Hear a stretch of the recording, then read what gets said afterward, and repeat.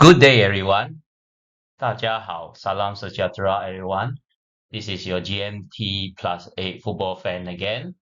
Today, we are looking at the World Cup 2026. My prediction of the groups, best third places, and knockout stages. Before this recording, USA beat Paraguay 4-1, and Canada drew 1-1 with Bosnia-Herzegovina. We expect, yeah, both hosts to win, so Canada has a little bit underperformed, but all three hosts have played so far after Mexico won yesterday, as well as South Korea has achieved victory. Disclaimer again, gambling can be addictive. If you don't have the discipline, don't gamble. I'm not the oracle from the Matrix or a fortune teller or the god of prosperity, 财神爷. If I am any of the above, I won't waste my time here. Instead, I will be enjoying my fortunes elsewhere quietly. With Marty McFly's Grace Sports Almanac with me, I could win every bet. Again, to declare that this presentation is heavily supported by AI. Let's begin. We first rank the 48 nations that is playing in the World Cup with their world rankings at the side. You can see that for the first 10 and 11, until Croatia, you can see that their rank on Earth is equivalent to the world ranking. As you go down further, you can see there's a gap between the rank to the world ranking by FIFA. So I thought I should create this gap from the ranking as well as the world ranking, and to show you that they are mostly divided into four categories. You have the elite quality, where there's no gap, and then you have very strong, 1 to 4, and then you have 5 to 15, which is moderate, and then more than 16, we just consider it as lower quality, where the gap can go as far as 50. So this means you have a huge disparity of quality of very strong teams to very weak teams in this competition. In that sense, the more teams you allow in the competition, chances are the gaps get wider and wider. And I think this is useful to have a look at the kind of competition available in the tournament. You have a more realistic view of their performances. Upsets can still happen, miracles can still happen, but we also need to look at it realistically before the tournament even starts. How much gap are we looking at here? So if we put them in their respective groups, you can see that we have Group A all the way to L. You can again rank them between the toughest to the easiest. In this aspect, we examine them in the groups. The toughest groups will be where the gaps are not so wide, and then the easiest groups will be when the gap is very wide. For example, Group F, you have a gap between world rank of 8 all the way to 94th. So that is a very huge disparity. While Group I is almost half of that. So that's why it's the toughest one here.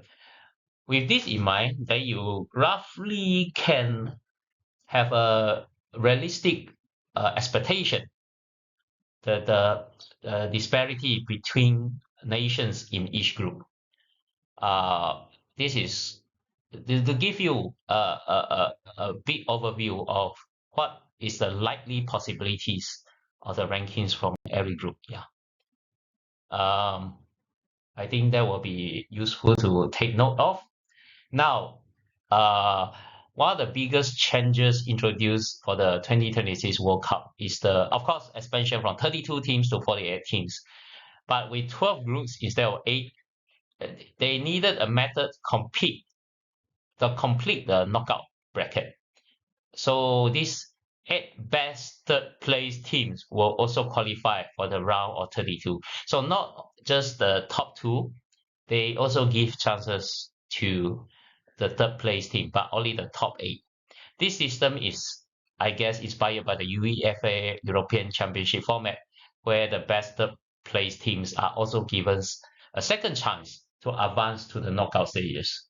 So here you could see that the first 8 rank are expected to go through based on the world ranking. So this is more or less there. And among the 8 here, I expect Norway to be a dark horse. Yeah, I expect something interesting from them in this competition. So I hope, uh, of course, it will not be as perfect as this, as a lot of variables will happen during the group stages that will, affect the rankings. But this is considered the most realistic outlook. Okay, now this is where it gets more interesting. We are now at the knockout stage where you can see very clearly in the middle, in the final, I predicted Portugal to win. Well, uh, I also feel that France is the strongest nation in this competition. I mean, objectively speaking, yes. And you know that objectively speaking or biasly speaking, I'm a Spanish fan because of Raul Gonzalez. But after observing the whole season, recent season, until the finals of knockout stage of Champions League, I can see strong players who perform are mostly coming from France and Portugal. And because the other GOAT, CR7, plays for Portugal, and this is probably his last chance to win the World Cup, I would like to be a little bit naughty and give Portugal a little bit of edge. If I would have put France here, it's just too expected. We always want something surprise from the prediction model. Spain, unfortunately, a lot of players are not performing to expectation, and injury as of the season that causes the form to drop. So just based on recent performances, I still feel they are a bit short compared to France and uh, Portugal. Yeah, to me, actually, my favorites are these two. Yeah. So, but of course, football is ultimately decided on a pitch, and what makes the World Cup so special is that there will always be surprises, heartbreaks, unforgettable moments. When you reach the knockout stages, your fate is determined by very small details, small margins that will determine uh, the height of the match. It can be just a simple red card call. It could be simply a penalty, a handball. Yeah, anything, an injury that could change it very quickly, the fortunes of teams. So yeah, the devil is in the details, as I always like to call it. And let's see how it goes from here. But what about others? How do the others predict it? If you look at the other predictions out there, we have a few here. Of course, my prediction is the last one. Interestingly, one of them actually also predicted Portugal, which is 4C prediction model. Um, of course, Opta is the most popular one, as you have known in the football world. They always give me the impression that they have the most sophisticated supercomputer facility that can simulate thousands of I don't know, thousands or hundred thousands or millions of uh, tournament outcomes and identify. They actually identify Spain, um, and then which is with they even have a figure there. The win probability 16.1%. Yeah, it is, and then followed by France, England, Argentina, and Portugal is number five, the fifth, and then Brazil. And if you remember my prediction, it was Portugal, which is seated fifth here. So it's quite far off if you base on Opta's prediction model. as I say, I don't have a feel good feeling of Spain. Yeah, I mean, Lamine Yamal, yeah, Nico Williams, Rodri, the central core in the middle are all plagued with injuries and other performance for the recent season. That is also one reason I don't really think Spain can really push that much this time. But if they can gel very well and they can put all their bad form and injuries behind them during this long tournament and improve, perhaps they can prove me wrong. Yeah. And AI models were tested independently. Opinions became much more divided. If you look at several AI models here, you have 4 out of 7 that selected Spain again, while the remaining 3 prefer Argentina. But France consistently appeared among the strongest contenders. However, a few models stand out. For example, if you look at Google's Gemini, it predicts the Netherlands, which is a surprise to me because I look at the team sheet of Netherlands, I don't see anyone in good form or strong enough to give me the assurance that they can push very far. And then, of course, the 4C precision system, who identified Portugal and Morocco as a dark horse, which is actually, as you may have remembered, is also my dark horse. So somehow, they tally with me. I don't even know about 4C, to be fair. So this is the only surprise I get so far. But, even for me, I still put France in front of Spain. So I'm a little bit surprised Spain is so popular here. But anyway, let's go to the last slide. The 4C prediction system. Why it picks Portugal? Because this tallies with my prediction. I'm a bit curious. What do they consider in the AI-driven forecasting platform of this? Yeah, it combines statistical analysis, prediction market data, and tournament simulations to identify teams that may be undervalued by the public. For me, my favorite prediction is based on how the players played for the recent season. That is what my gut feeling is telling me when I look at how they perform in the recent season. I feel that these are the players who can carry.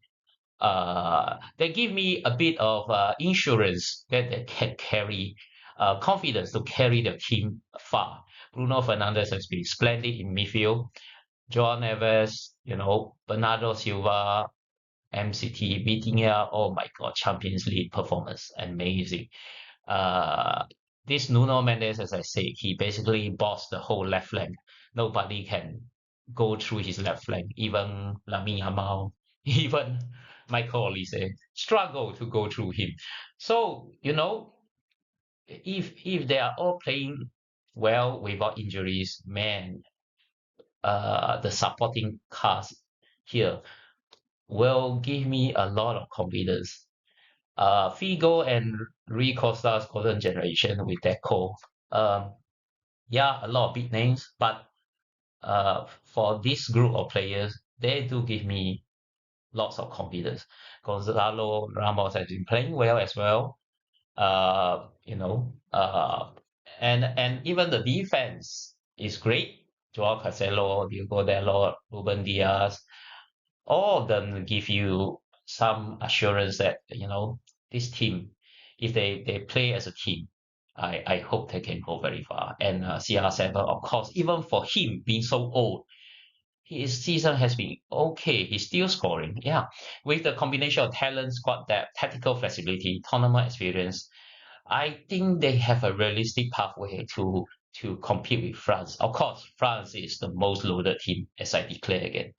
I mean, objectively speaking, I still think they are the strongest team.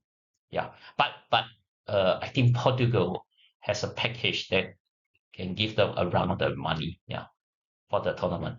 Portugal has never win a World Cup, and I think this team has a good chance. But again, this is still a prediction, so whether it can be proven or not, yeah, is still left to be seen. Anyway, enjoy the World Cup. I hope we will have fun. We will see spectacular goals. We will want to enjoy the beautiful game. And I think the one of the upcoming match I'm looking forward is Brazil versus Morocco. Yeah, I'm looking forward to that match. To be honest, that this is the first match I want to watch live in the group stages. Enjoy football. Yeah. Thank you very much.